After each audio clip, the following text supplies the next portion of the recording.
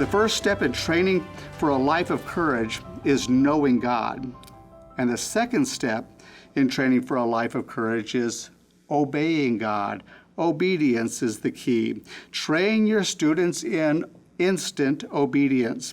There is a big difference between yes, Lord, and yes, Lord, but start with obedience to earthly authorities. This begins with obedience to their parents.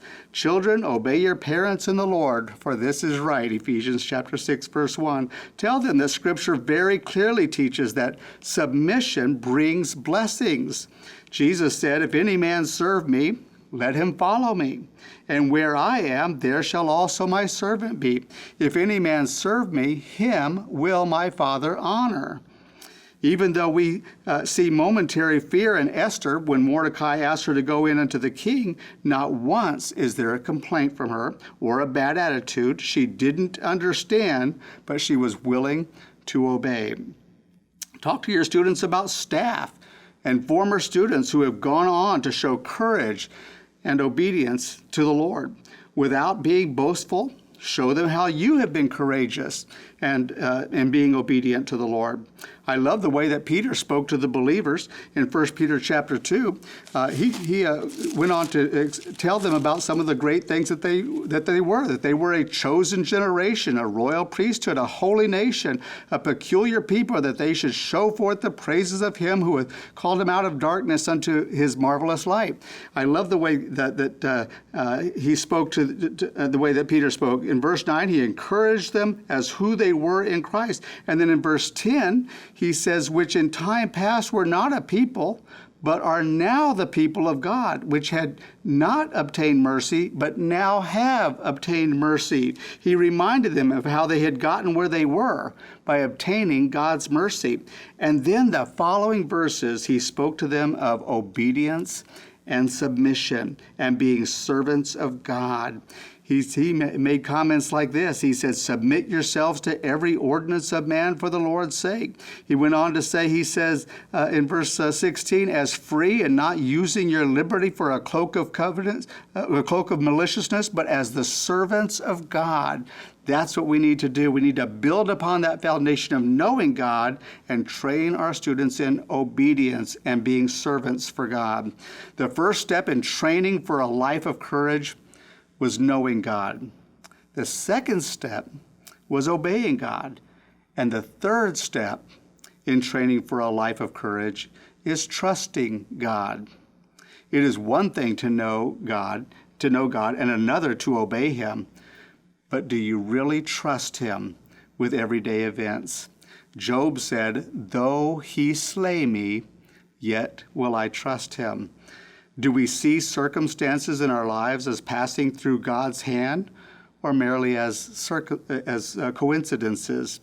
I love what it says in Psalms chapter 20 in verse 7. Some trust in chariots and some in horses, but we will remember the Lord our God. May I put this in context for today? Some trust in their bank accounts. Some trust in the stock market.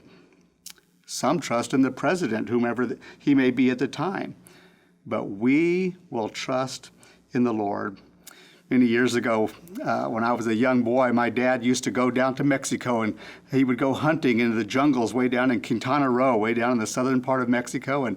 And he came back with some great stories. And one year he told us, he said, I bought some land in Mexico. Very excited about that. I bought some land actually right on the beach and in the jungles of Mexico. It was undeveloped land, probably wasn't worth very much, and didn't ever think anything of it. But after my dad passed away, years later, we had kind of forgotten about that land.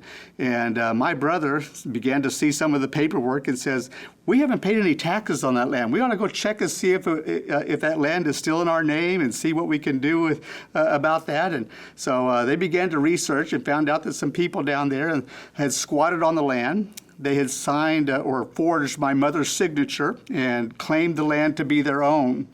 And we decided that we were going to go ahead and try and see if we could get that land back, see what we could do to get it back in our names, to see what we could, if there was a way that we could bring it back into our own, so that to show clearly that we owned it.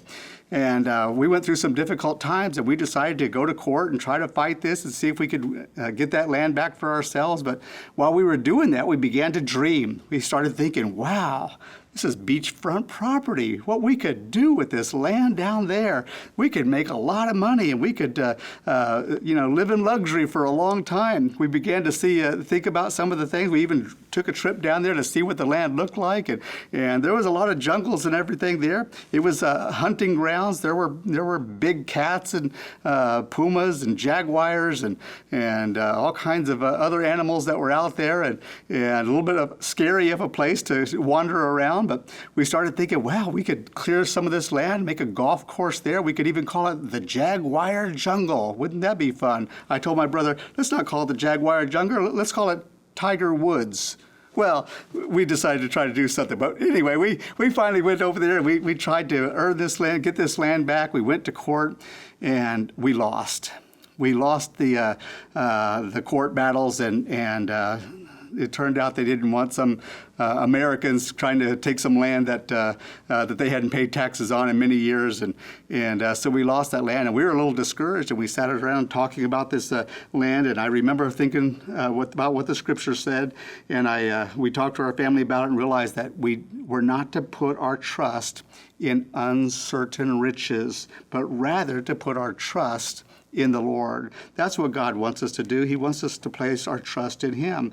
God is completely aware of what's happening in our world. It doesn't matter if it's a recession or a pandemic or riots. God is still in control no matter what is going on in our world. It doesn't matter whether nations are at war or nations are at peace. God is in control. It doesn't matter that our lives have changed drastically due to COVID-19. God is in control. Our students need to learn to trust God's plan for their lives. They need to see past the circumstances and see our world through glasses of hope, because we know God has a plan for each life. Hezekiah in 2 Kings chapter 18 says, he trusted in the Lord God of Israel, so that after him was none like him among the kings of Judah, for he clave to the Lord and departed not from following him.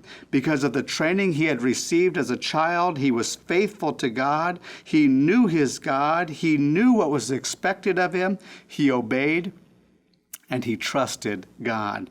God has a special plan for each life that is not forfeited because of any crazy events happening around the world and happening around us. But hope comes from knowing that I have a part in God's plan.